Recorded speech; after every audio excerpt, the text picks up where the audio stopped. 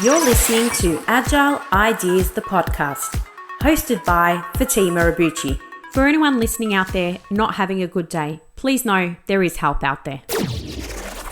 Hi everyone, and welcome back to another episode of Agile Ideas. I'm Fatima, CEO at Agile Management Office, Mental Health Ambassador, and your host.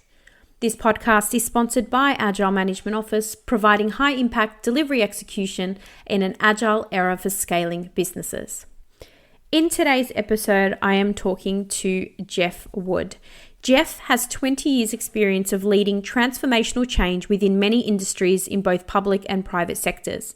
He loves making a difference to organizations and the people within, and prides himself on strong servant leadership, efficient and effective service design, delivery of complex portfolios, programs and projects, and development of people. With plenty of accreditations, including practitioner status in MSP, Managing Benefits Prince 2, and Leading Safe, to name a few. Jeff came across my attention after his organization that he works at, Severn Trent, which is a water company based in Coventry, England, and is also trading on the London Stock Exchange. It was founded in 1989, and organization as of 2020 generated over 1.84 billion in British pound in revenue. Jeff came across my attention from some discussions a couple of years ago around Severn Trent's desire to move to more agile ways of working, and particularly where Jeff is actually working in and around the delivery and PMO space. It was his responsibility to help transition Severn Trent from a waterfall governance model to a more agile, structured, and utilizing methods and different techniques, one of which was an agile framework, also known as SAFe. He was responsible for designing and implementing a greenfield project portfolio management office for Severn Trent. He restructured his PMO to a center of excellence model. He defined SRAs for project management standards, and he also helped to implement a number of different frameworks, methods, tools, etc. One of the more advanced organizations and people I've spoken to who have taken their traditional project management office and transitioned it to more agile ways of working. So in this podcast with Jeff, we talk all things about how to deliver PMO services to both agile trains and waterfall programs, how the PMO prioritizes their work, looking at different types of metrics, next steps for PMO, for example, better quantification of non-financial values, diversity and inclusion, and skills management. In this conversation, we cover some of the biggest resistance areas for their move to agile ways of working, but also some of the biggest shifts in his role over the last 2 to 3 years. We also talk about managing diverse teams and managing those teams remotely as well. So please join me in welcoming Jeff Wood. Jeff, welcome to the show. Thank you for having me, Fatima. Excellent. I'm really glad to finally connect. I know you and I previously were sort of doing some email exchanges a few years ago, I think it was, before your organization's transformation towards Agile. And now you've got 2 years ago now. Wow, time flies. I'm so keen to get into as many of the learnings and insights as we possibly can during that journey, and learn more about what you guys have uncovered through that journey that may be beneficial for our listeners as well. So why don't you start by just telling me and the rest of our listeners a little bit about your role today, and the organization that you actually work for. Yeah, cool. I work for Severn Trent Water, so that's a utilities company.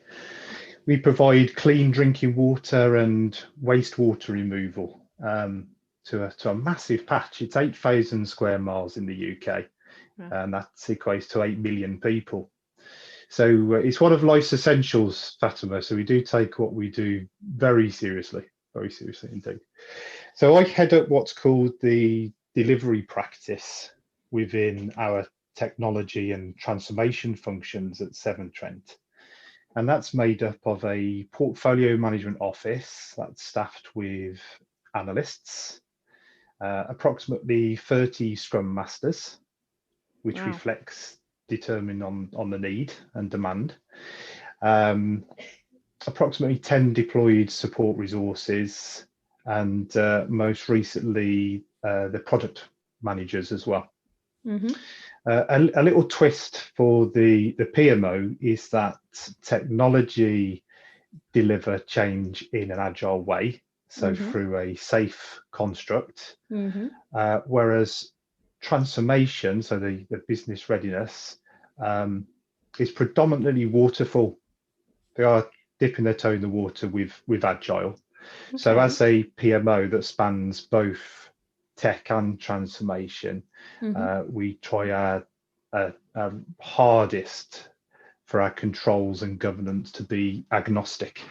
Mm-hmm. And that's the challenge.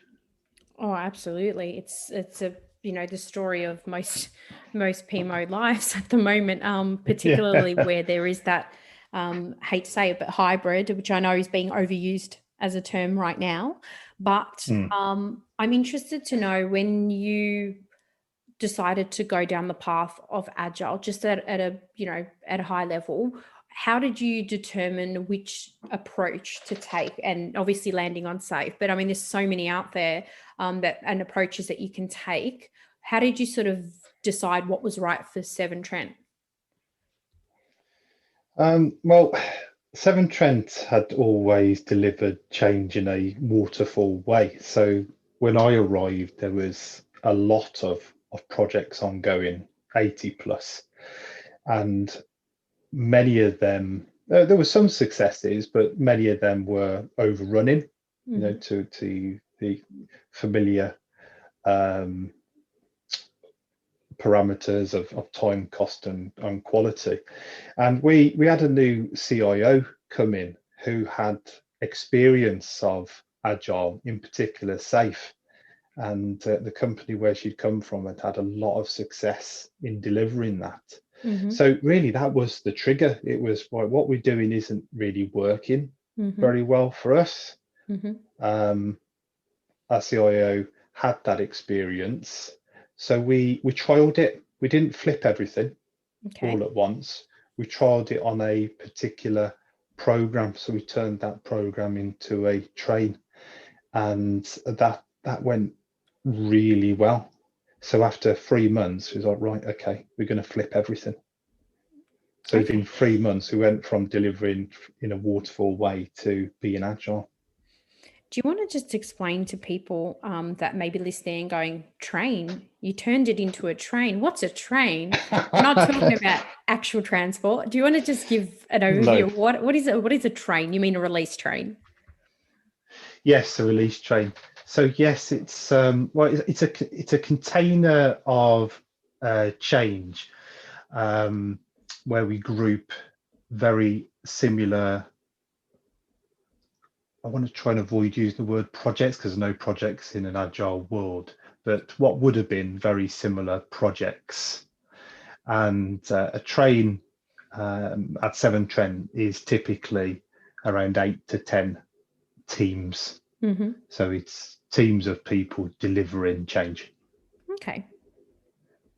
And we And have trains that are aligned to parts of our business. mm-hmm. So we'll have a train that's delivering change for the water side of the business. We'll have a train for waste. Mm-hmm. We'll have another that's internal to tech. Another for group functions like HR and finance. So we Mm-hmm. have that alignment between train to which side of the business that relates to. Mm-hmm. And that's also obviously linking to organizational strategic goals and objectives. I assume, Correct. and also the release train I envisage is basically like a value stream of work that is all heading in the right direction based on those particular areas, like you said, water and waste and technology and things like that as well. And you probably over time have found you've added more and sometimes made a decision to maybe merge some together. Have you had a view of that? Has it kind of grown over time? Oh yeah, oh yeah. It changes fairly regularly. We've recently done a change where We're delivering that much change to the retail side of the business that we've needed to stand up another train. So another set of 5 to 10 teams in there. But yeah, it flexes on obviously the demands of the business. We're fairly static in the way that we plan our work for a 5-year period. So we know what we're going to deliver for the next 5 years. Okay. So it's not. So I guess it's fairly stable. And you mentioned that you trialed it, which I think is actually fantastic. You trialed it on a large program of work, you turned that into a release train, and then you realized it was hugely successful. I'm sure you had some KPIs, parameters for what success looks like. And then in 3 months, you said you flipped and you actually moved all of the work that you were doing into that sort of agile model, if you like. How did you decide, particularly with your background being across a number of different types of PMO roles? You mean you've been working in transformational change across industry for 20 years. So you've obviously got a lot of deep-rooted knowledge on traditional methods and models as well. And now you've been asked to go down a path that's completely different. So where did you start being in the PMO space, wearing that hat? How did you know where to start and what parts to start shifting from your PMO perspective? Yeah, it was. It was a challenge. That's for sure. I reached out to people that were already doing it because Agile is obviously been around for a long time. To me, it felt completely new, but it hadn't. There's people that's been delivering change in Agile way for a long time.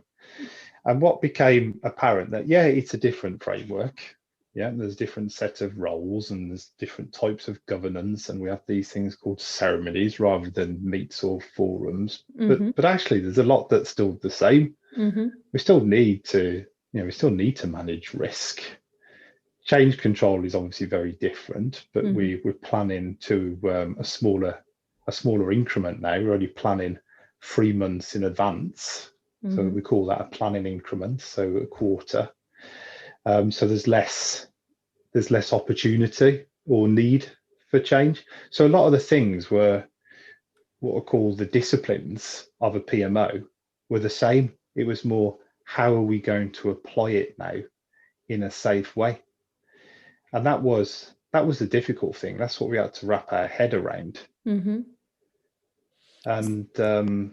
is there a specific maybe example? I mean, one of the ones that I tend to use with clients, particularly when trying to help, people that are trying to take this path, and there is a bit of resistance, and we'll talk to that in a minute. But, one of the ways, for example, is rather than spending an enormous amount of time creating status reports, we move to showcasing models where we actually stakeholders together and visually show them progress. Is there any other examples you can share where, your PMO went from what could typically be looked as traditional to more of an agile flavor? I think planning. So typically with planning, we'd have a dedicated planner who would help with the creation of very long and lengthy, detailed program and project plans that would span years. But instead now we have a roadmap of delivery for the next 5 years, but we're instead creating a plan based on priorities of the business, which are the most valuable things, for the next 3 months in detail. So already planning in detail for 3 months. So we still support that. Yep. And we've got a different set of tooling. So it's not Microsoft Project or Gantt charts, but instead we're doing it via Jira. So obviously we had to upskill ourselves in that. But we still provide support. We still assure. We still set out what good looks like and what data. Everything comes down to data with me, Fatima. So everything's data. So whether it's data in a Gantt or data in Jira, there needs to be a minimum data standard for it to enable us to do that rolled up reporting and insights. So we still very much had a role to play. Yeah, absolutely. Which is slightly different. So what do you think sort of, when you obviously had a lot of challenges, what would you say some of the resistance that you might have gotten or as a result of the challenges, or maybe some of the more specific challenges like that originally caught you out at the beginning that, maybe needed a bit more attention and time to get through?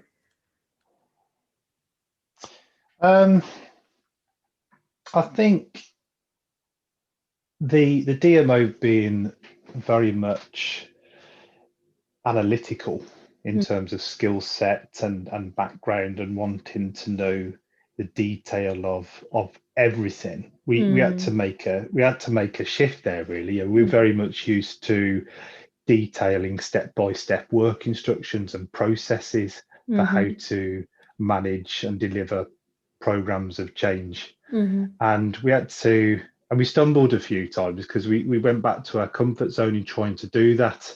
And it took a while for us to lift ourselves up a bit and instead create frameworks for delivery mm-hmm, from which we can operate within. So an example being, it wouldn't be a step-by-step instruction on how to identify, record, and manage risk, but instead lay out the bare minimum that we'd need from risk management, and here's a suggestion as to how we go about it, but we wouldn't be prescriptive. mm-hmm. And how did you find when it came to sort of that shift in mindset, which is sometimes harder to come by for some people than others? How did you what if anything did you guys consider doing? Did you do road shows? Did you start introducing drop-ins? Did you have showcases? Did you send everyone on safe training? Like, what were some of the things that you did Yeah. to kind of help make that mindset shift? Yeah, so we did the sheep dip to start with. So we did put everybody through training.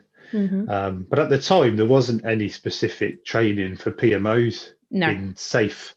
no. It's changed now. There are some options for us.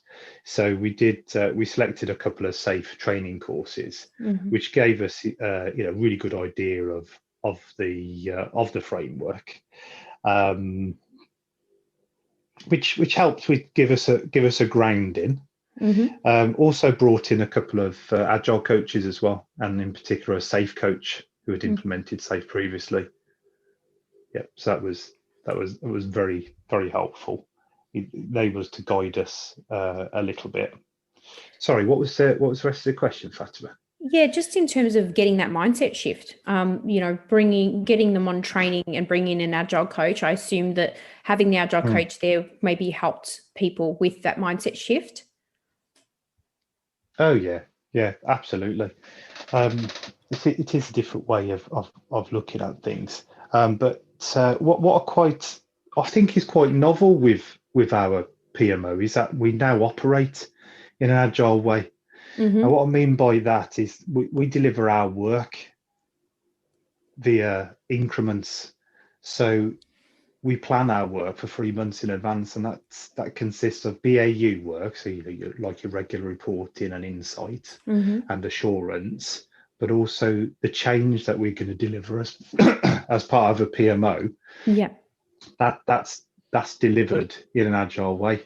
So the team they meet every morning for a stand up to say how they're getting on and what blockers they've got and what they're going to do that day. And Mm-hmm. then at the end of each 2 weeks, each sprint, they showcase their work to their customers and stakeholders. So they get that instant feedback. And at the end of the 3 months, because it being safe, we do an end of PI showcase, Mm-hmm. and that's to everybody. This is what we've done as a PMO in the previous 3 months. It's excellent. I think that's it's really good because you're not just supporting the agile delivery teams, but you're actually being part of it because you're actually Yeah, leveraging whatever you're telling them to do or supporting them with, you're actually doing yourself. exactly. Yeah, we walking the walk and talking the talk, and that has really helped. The fact that we're doing it ourselves, we've had to be upskilled. It's forced us to Yes. and to, as I say, to practice what we preach. Yeah, 100%. And I think, I don't know about your experience, but often I find a lot of organizations have PMOs that are kind of like a black box. You don't actually know what's inside until you have to change it or bring in someone new to set another one up. And I think having this sort of agile approach really does bring to mind the ability to work directly with your stakeholders, whether your stakeholders are the scrum masters or the delivery teams or technology or release train managers, etc. By actually bringing the two together, I think you're actually you're significantly better off, but also you're able to, I think, pivot a lot faster where maybe there's some changing requirements or circumstances in your Oh business. yeah, So the speed you yeah, could do that must be significantly faster than what a traditional bureaucratic approach would have been. yeah, yeah. This, I mean, as you say, I've been doing this for 20 odd years, and I'm a big convert now. So the governance that we've set up for the PMO themselves, we have a steerco, which is made up of myself and then senior representatives from technology and transformation, and we meet monthly to determine the priorities of the PMO. What are the problems we're going to solve, or what are the opportunities that we're going to exploit? Mm-hmm. So every month we get together and have that chat, and we've got a roadmap, and we tinker with the roadmap, and then the team then take that and break that down into work for which they then deliver Mm-hmm. in a sprint by sprint basis.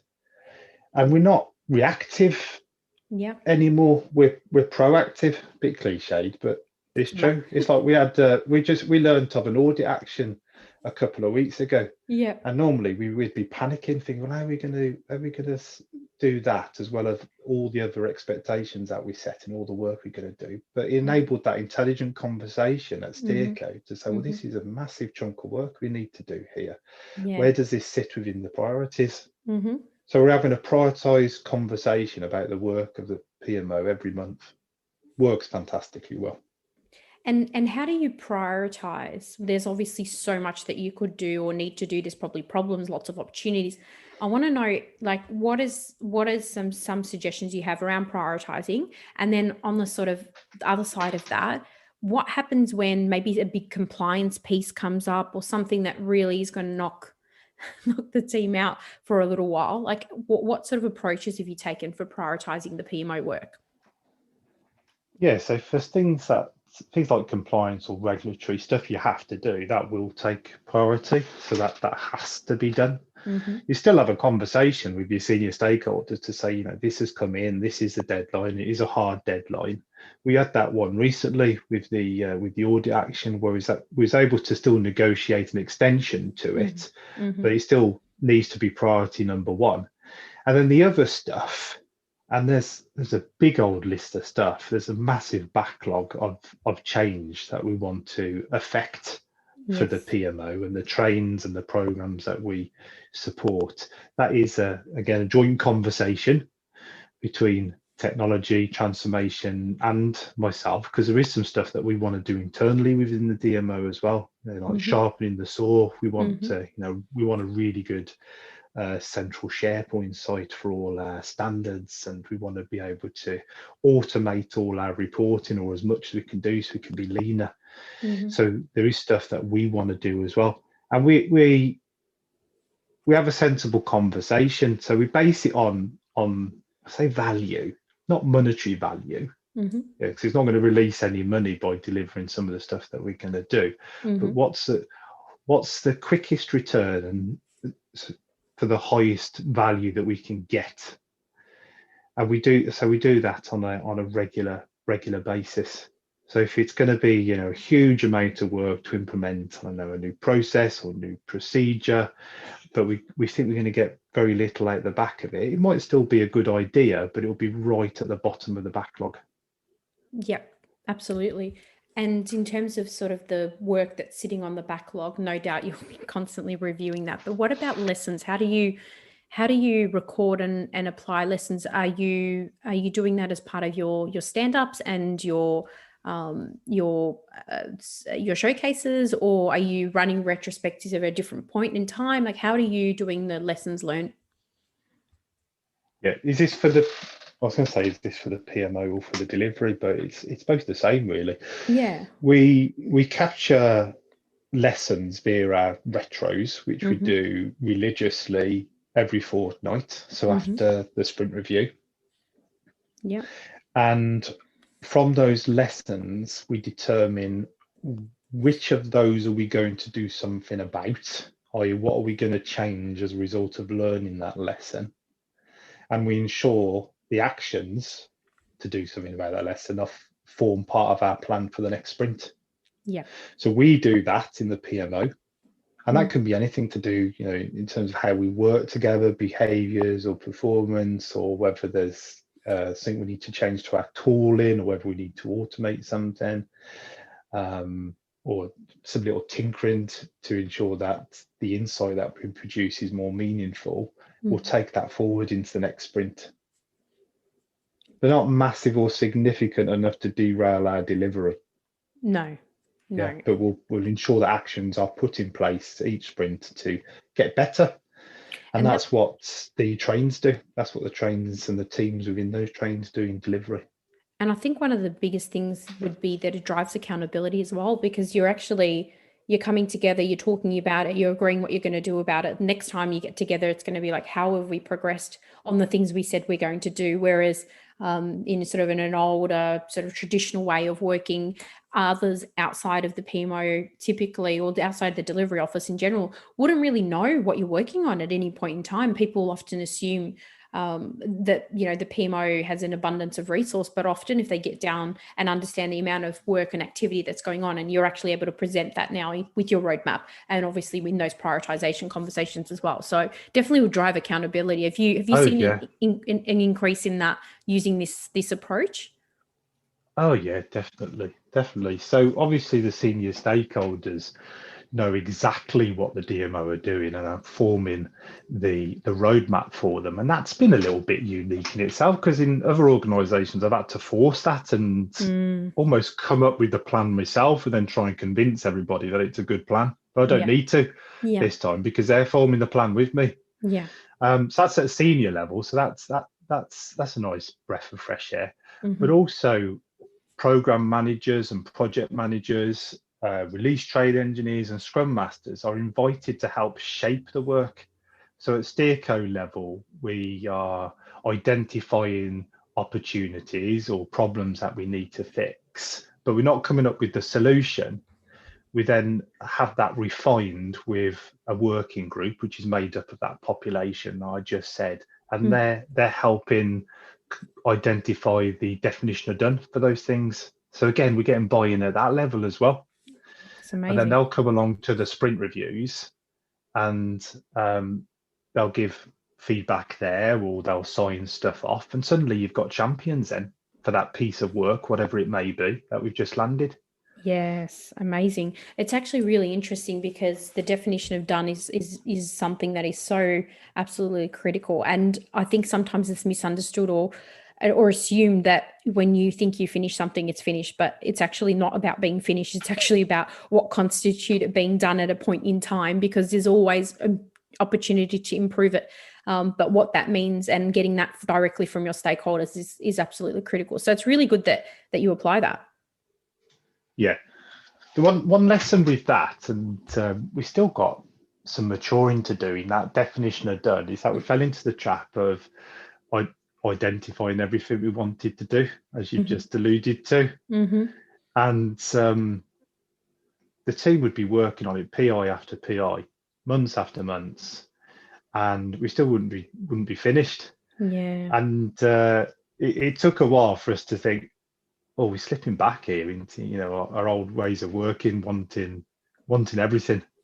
So when we do definition of done now, we are constantly asking ourselves, well, where's the value? Do we really need all these shiny bits as well? Yep. Or can we stop at this point and then move on? And I'm not saying those shiny bits we don't want another day. Yeah, but again, we can pop it down the priority list and come at it in another 6 months, 9 months, whenever. That's a really good point, and probably a good lesson for others listening, because it can be quite easy to just assume that you need to do a little bit more and add a bit more and spend, you could spend weeks. I remember one organization creating, I think they were creating 25 reports within a month, and they went to basically two audiences, but yet there was 25 variations, and it absolutely made no sense whatsoever. So it's kind of one of the avenues that you can start streamlining just by showcasing and bringing people together. And it's one simple thing that you can do. It's just crazy to think that such small behaviors like that can really change and save a lot of time. What do you Yeah. think is probably one of the biggest time saving opportunities that agile ways of working have created for you? Like, is there one specific example that you could share that really was something that's given you back a lot of time in your day? Mm, Or one of your favorites?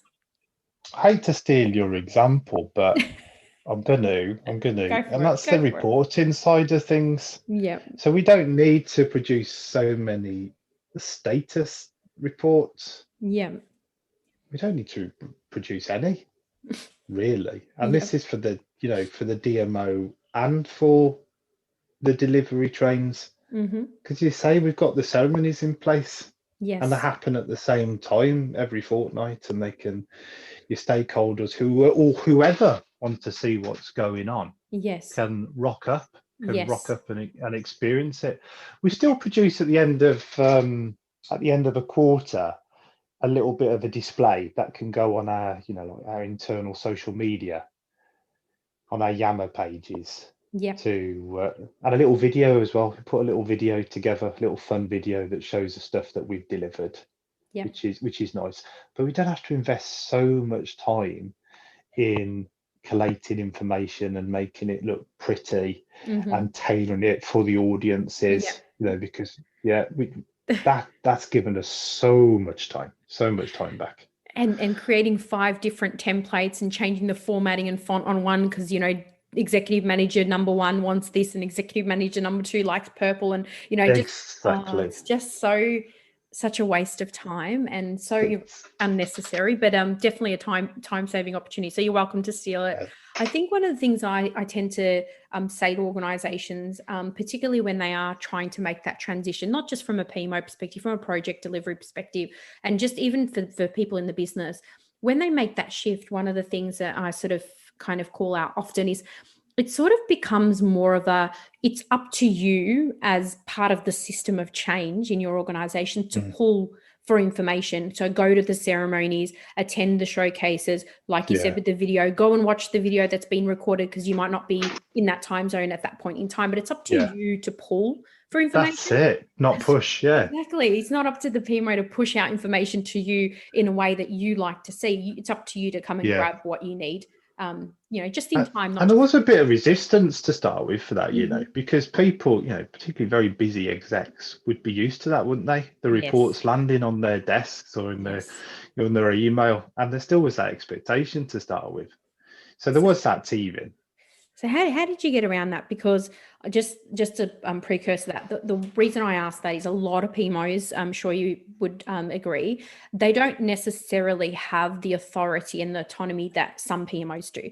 The PMO and the higher up in the organization, I understand, have a lot more push and can actually get stuff like that, implemented. But what was your experience in trying to get, the executives to see a Yeah, different way? Did you have the authority? yeah. Well, not alone, but Mm-hmm. but we have a place at the table. So setting up a steerco, I would strongly suggest, where you've got your senior member of the PMO, and you've got your head of delivery. Mm-hmm. For us, because we service 2 different areas of the business, it's 2 of them. Yeah, Mm-hmm. and we agree where time is going to be spent on the DMO. So it's still an option. We could, if they want to, because they're paying for it, if they want us to spend all of our time, Yes. producing reports Yes. that are tailored to the audience. If Yeah. they want that, that's Mhm. fine. They can have Yes. that. But obviously, we won't be delivering the roadmap of change, which we know and they know we need. So it becomes a mute point. Yep. So you still present it as an option, but of course, the execs will want to be able to realize benefits faster. We wouldn't want to be able to plan better, to make better commitments and deliver against those commitments. They're going to want all that stuff over 25 sets of reports. Yeah, absolutely. It's interesting you say that because, again, if I use a lot of PMOs today and some of them are still going down this path as I've experienced in my own past, it sounds simple, but in the past, the executives still have the choice on whether they wanted you to spend all the time doing 25 reports or spend all the time doing something else. The problem was executives, for the most part, either don't have the visibility that they need or don't have the time. But what you've created and what organizations that go down this agile way of working is it brings the executives and the people in the projects and delivery space together. So you've got the Together, same yeah. ceremonies, the same visualization, the Yes. same everything, which means you don't have to try to convince the executive to see it from your point of view, which is what PMOs spend a lot of time fighting for. Now they're forced to see it because they actually have to come to the same place to get that information. Yeah. Again, pulling for information. Yeah. Yeah. Yeah, exactly. And you're staring at the same roadmap that you've all created, you've all been part of. Yeah. They're not being done to. Yeah. Yeah. Yeah. Absolutely. So it's actually a really easy meeting. Again, like with everything, there were some problems to start with that.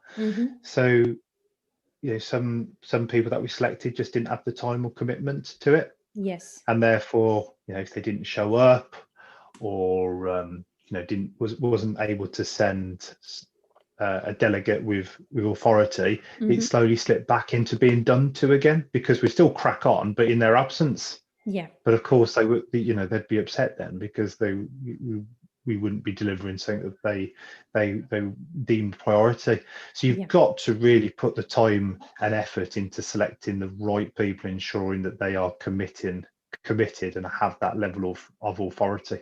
Yeah, absolutely. And going back to your earlier point around, some organizations tend to say, like you did with trialing it on a program, maybe you trial it, sometimes this spurs out of IT and then it grows, and it might spur out of a particular department or function in the organization. And then you create those champions that become the voice of the change across the enterprise. And so I think that's a really smart way of introducing that change as well.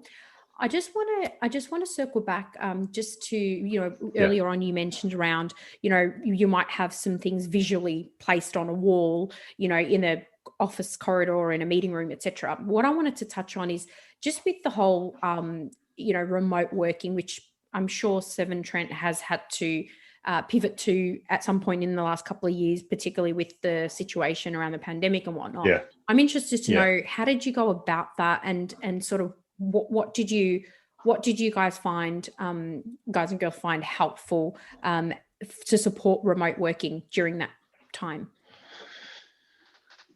So collaboration has been really, really good actually with us working remotely, and we pretty much all of us have been doing that during the pandemic, and have only started to reintroduce ourselves back into the office. Obviously, the right tooling helps. So Microsoft Teams is what we use at Severn Trent, and we'll pop on video and we're able to share our files across Teams. But we also store all of our roadmaps there, so you can lock down the permissions to who can see those, but they're pretty much open to all. So it's making everybody aware of the existence of things like roadmaps and plans, and again, encouraging them to go seek out that information rather than it being served to them. Yes. Also, we use Jira for planning, as we said. So people are free to access that and see at any point live where teams are at. Or if they don't want to do that and you'd rather be told, it's rock up to one of the ceremonies, whether that's a daily stand-up to see where that team is at that point in time, or to come to a sprint review to see what they've done for the previous 2 weeks and what's coming up in the next. And that's probably really good by having the tools in place, particularly if you had them in place. I know some organisations that I've worked with recently, some had tools in place and some had to unfortunately try to set them up while people were working remotely. So it was quite a bit messy to start off with. But I think you're right. because a lot of this sort of whole agile ways of working, there's a lot of tools that support the exact same activities and ceremonies and things like that. So if you've got them in place, but I think there's still definitely that collaboration in person when the opportunity provides for itself. I find showcases are really beneficial when they're in person as well. And so trying to get some balance for that has definitely been important. But I'm sure there's definitely a lot of things that you've probably experimented with in your business, especially because you guys have got so many people, and actually seeing what works and maybe what doesn't work over the last couple of, or at least last year and a half. Yeah. I mean, we tried pretty much all different types of mediums, such as WhatsApp for checking in daily with each other. We're using Microsoft Teams. We did have other collaborative tools as well. And we tended to be a bit overloaded to start with, and we started to lean down a little bit now on that. But yeah, I'll take your point about seeing people face to face. I was holed up for so long for a couple of years because of our vulnerable daughter. I made sure I didn't really go out at all. I was a little bit worried when I went back into the office, but after going back, I can really sell the point of seeing people face to face and having those corridor conversations at a safe distance, of course, but those corridor conversations that you wouldn't necessarily have had because they're impromptu, they're unplanned, and there's a richness in that.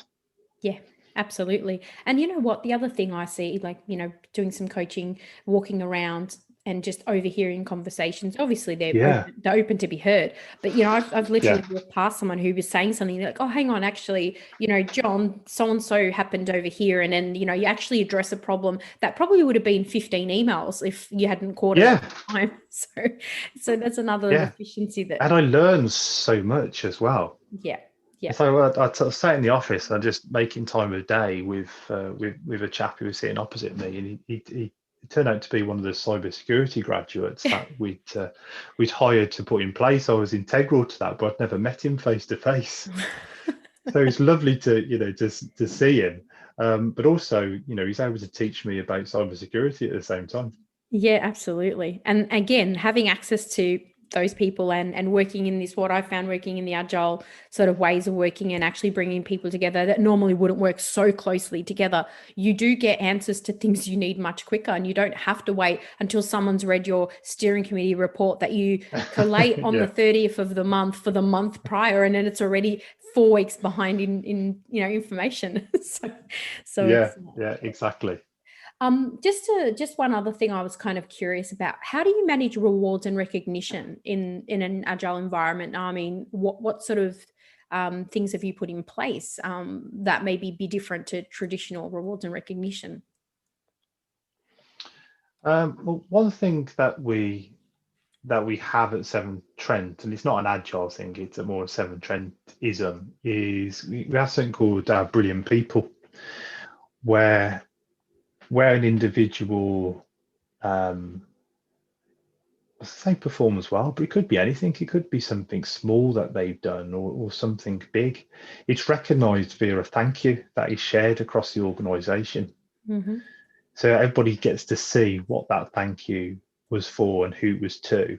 And then there's a reward that is associated with that, and it's vouchers that individual then can spend on whatever they choose. And I think that's a really nice touch. And it's something we've been talking about actually within our teams, is that we want to say thank you more. Yeah. Yep. Doesn't take long, does it? Doesn't take long to say those words. No, definitely not. We can get so busy and miss that. So yeah, it's something that we want to start doing more of.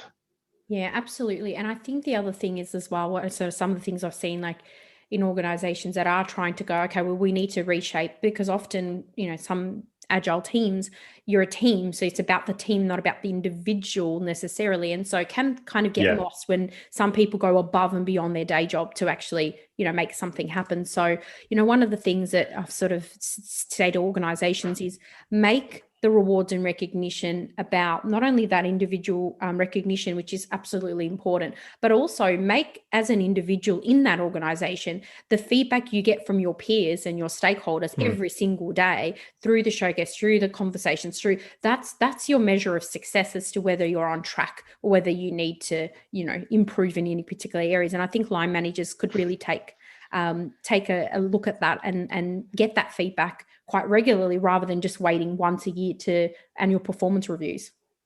Oh, absolutely. Yeah. So at the retrospectives, they're looking at at the reviews as well. It's lessons collated and feedback given on the team's output, not on the individuals. Mm-hmm. Yeah, and it has engendered more of a team ethos, and we celebrate as a team as well. So at the end of a big deliverable, whether that's at the end of a PI, when we've implemented something and it will always be a success because we deliver it to the definition of done that's been cited, then we'll celebrate that as a team. And I'm sure the same happens where, maybe something doesn't go to plan or, something's being said. I'm sure it's not often, but it's the whole team takes accountability and, you're working as a team. There's no I in team. So everybody is equally, to be supported and celebrated. But at the same time, if things go wrong, I'm sure everyone's staying back or staying online late to get things sorted so that it gets done. Oh, yeah. Yeah, exactly. Yeah, they operate as a collective. Yeah, definitely. Awesome. Well, we're getting close to our end of our conversation today. I have a couple of rapid fire questions for you, if you are okay with those. Yeah. What is your favorite holiday destination? Iceland. Iceland. Have you been? Absolutely love Iceland. I've been a few times to Iceland, to Reykjavik, and can recommend the Blue Lagoon if anybody goes to Iceland, which is the outdoor thermal spa. That is on my list. I'm just, and I would just absolutely, my husband and I would absolutely love to go there. So it's on the list. I've been to Denmark, but not to Iceland. But yeah, I think I need to go back towards that way and get if to it's not at the top of the list, get it to the top of the list. Yes, absolutely. So have you ever been to Australia? No, not yet. Oh, you've got to come down. Is that an invite? Yes, absolutely. Show you around. It's beautiful. There's so much to do. But this isn't a service in Australia. But yeah, you definitely. What about your favorite food? Balties. I do love curries. Any particular? Yes, and always go too hot. Yes. Okay. Yeah. So the mal bravado comes out, and I'll pick a madras or a jalfrezi, and then suddenly regret it. But yes, I do enjoy it at the time. And what was the last book you read? Leaders Eat Last. Leaders Eat Last. Yeah. And what was that about? That's really good. That's it. Probably infer from the title that your team come first. Beautiful. I do love learning generally, but particularly about leadership and servant leadership. Being there for your team, not being directive and hierarchical, but instead serving your team, being of real use, really. Yeah, removing the blockers for them to deliver and enabling them to be the best that they can be. Yeah, absolutely. It all sounds like you're doing an amazing job, and I think what Severn Trent has been doing and the work, and even from the first time we spoke to a couple of years on, it sounds like a lot of transformational shifts, a lot of growth, a lot of ongoing opportunities as well. So it's been really amazing to kind of hear more about the story. Jeff, this has been really wonderful. If there is... Well, thank you. No, it's been an absolute pleasure. I've really enjoyed learning more and the specifics. And I think this will help a lot of people, to be honest, because there's a lot of questions I've asked today that I'm sure others probably would have wanted answered as well. But before I let you go, is there anything else that you'd like to share with our listeners, a call to action, a piece of advice, or a question to ponder?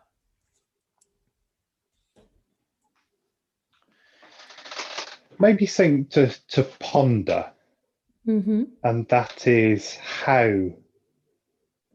do your PMOs prioritize their work, and is that prioritization done with your senior executives and those that hold the purse strings? I'd have that as a little question, really. Mm-hmm. I think it's probably something that every PMO should be doing if they're not already. But that could be the first step of many that takes them down that agile way of working that really can transform the way their PMOs work. Absolutely. Yeah. No, been an absolute pleasure, Fatima. Thank you ever so much for your time. No, you're absolutely welcome. And I'll make sure I put your LinkedIn profile and your connecting for anyone who'd like to connect with you into the show notes. Yeah. And more than happy to, and to share what we've done at Severn Trent with anybody that's interested. Amazing. Thank you so much, Jeff. Have a wonderful day. Thank you so much for listening to this podcast. Please share this with someone or rate it if you enjoyed it. Don't forget to follow us on social media, and to stay up to date with all things Agile Ideas, go to our website www.agilemanagementoffice.com. I hope you've been able to learn, feel, or be inspired today. Until next time, what's your Agile idea?